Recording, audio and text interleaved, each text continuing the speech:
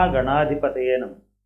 ఈరోజు మనం నవంబర్ నెల 2019వ సంవత్సరం రాశి ఫలాల్లో భాగంగా కర్కాటక రాశి వారికి ఎలా ఉంటుందనేటువంటిది తెలుసుకుందాం.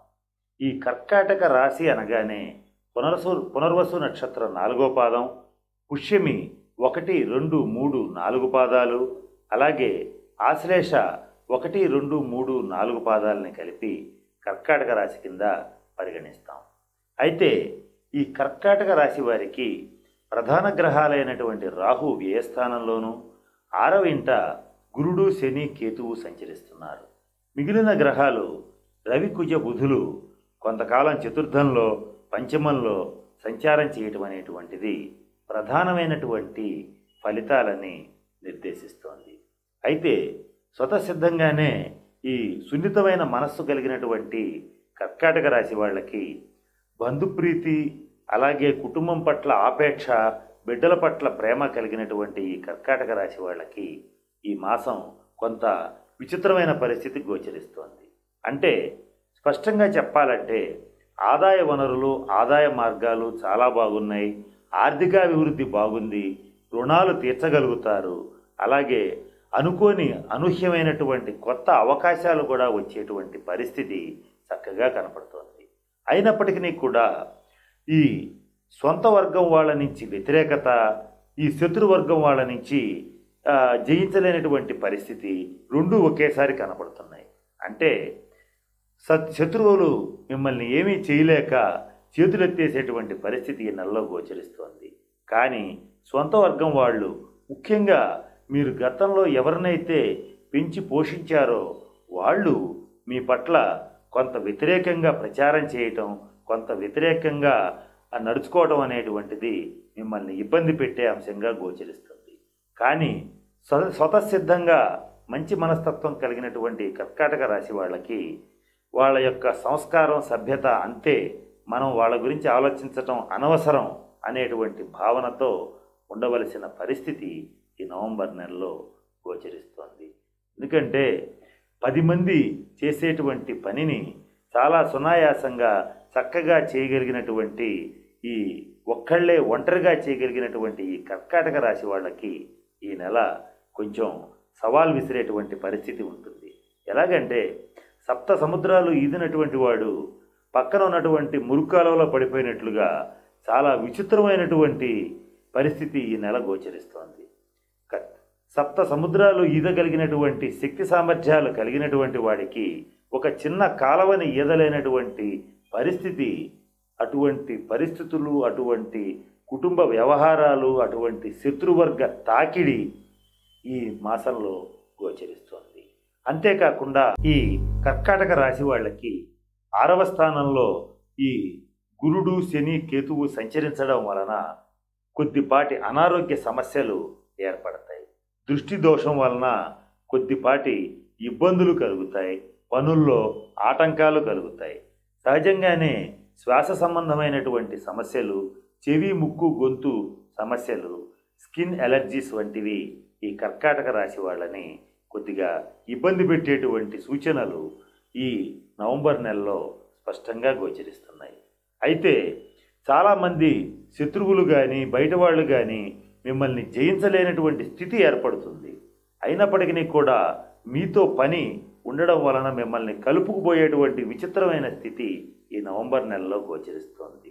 దీనికి కారణం ఏంటంటే మీకు ప్రత్యామ్నాయం మరొకళ్ళు లేరు గనక, ఆ పనిని మీరు తప్ప ఇంకొకళ్ళు చెయ్యలేరు గనక తప్పనిసరి పరిస్థితుల్లో మిమ్మల్ని అంటిపెట్టుకుని ఉండటం, మీతో వాళ్ళకి కావలసిన కార్యక్రమాలు జరిపించుకోవడం అనేటువంటిది ఈ నెల మీకు కొంచెం విచిత్రమైన విషయకంగా గోచరిస్తుంది. ఇక ఈ కర్కాటక రాశి వాళ్ళకి ఈ మాసంలో సంతాన పురోగతి చాలా బాగుంది. సంతానం అభివృద్ధి పదంలో నడుస్తారు. సంతానం సాధించిన విజయాలని మీ సొంత విజయాల కింద భావించి ఎంతో సంతోషాన్ని పొందేటువంటి పరిస్థితులు ఈ మాసంలో గోచరిస్తున్నాయి. అయితే ఈ కర్కాటక రాశి వాళ్ళకి ఈ మాసంలో అనేక రకాలుగా ఆకస్మిక ప్రయాణాలు ఏర్పడతాయి. ఆ ప్రయాణాలు కూడా లాభసాటిగానే ముగిస్తాయి.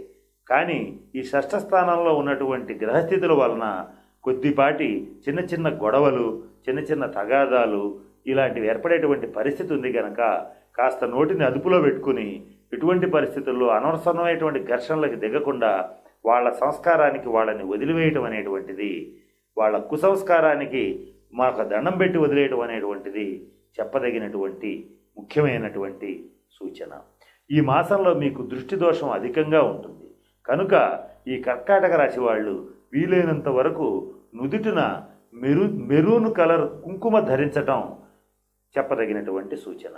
అలాగే కర్కాటక రాశి వాళ్ళు ఈ మాసంలో ఖచ్చితంగా కనకదుర్గ అంటే పార్వతి, అలాగే లలిత, ఇటువంటి స్త్రీ శక్తి మహాలక్ష్మి వంటి స్త్రీ దేవతల యొక్క ఆరాధన చేయటం వలన కానీ, వాళ్ళ దేవాలయాలు దర్శనం చేయటం వలన కానీ ఈ మాసంలో మీకు అనుకోని ధనప్రాప్తి, అఖండమైన విజయాలు సంప్రాప్తం అవుతాయి.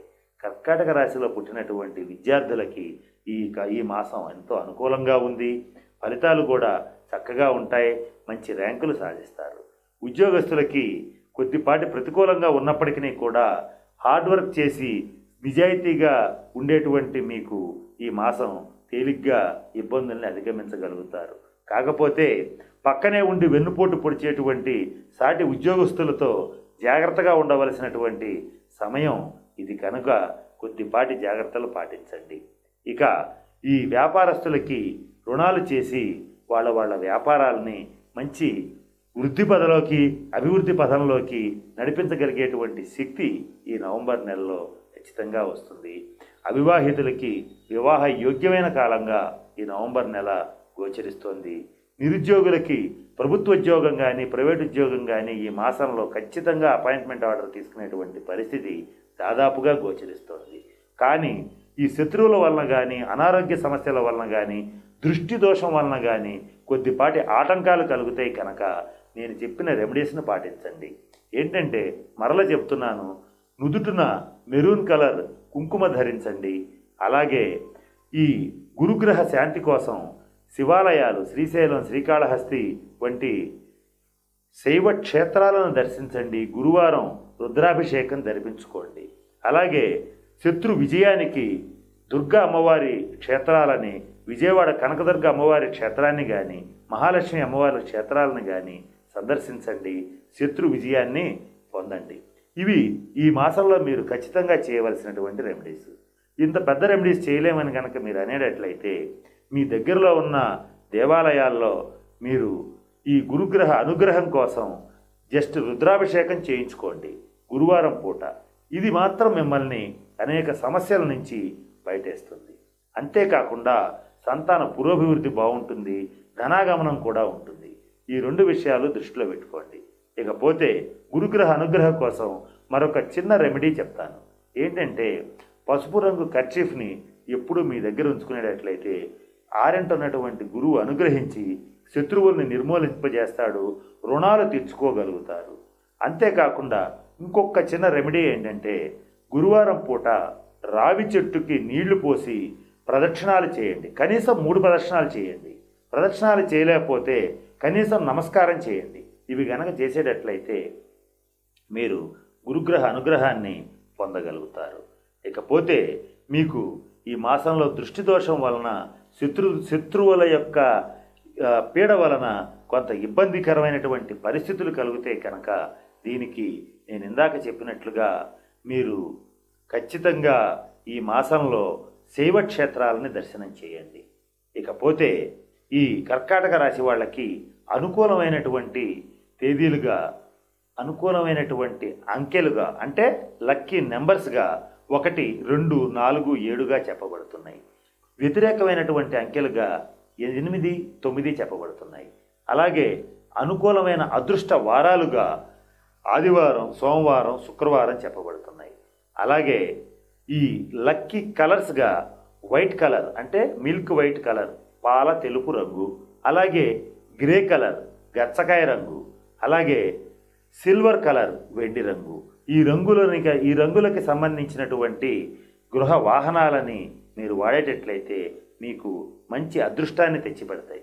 ఈ మాసంలో గృహవాహన సౌఖ్యం కూడా మీకు ఉంది కనుక కొత్తగా కొనుగోలు చేసేటువంటి వాహనాలకి ఈ రంగులు ఉండేటట్లుగా చూసుకోండి. వాటి నెంబర్లు కూడా నేను ఇందాక చెప్పినటువంటి అదృష్ట సంఖ్యలు ఏవైతే ఉన్నాయో అవి టోటల్ వచ్చేటట్లుగా చూసుకోండి. ఇవి మీ గ్యాడ్జెట్స్లో కానీ మీ దుస్తుల్లో కానీ ఉండేటట్లుగా చూసుకోండి.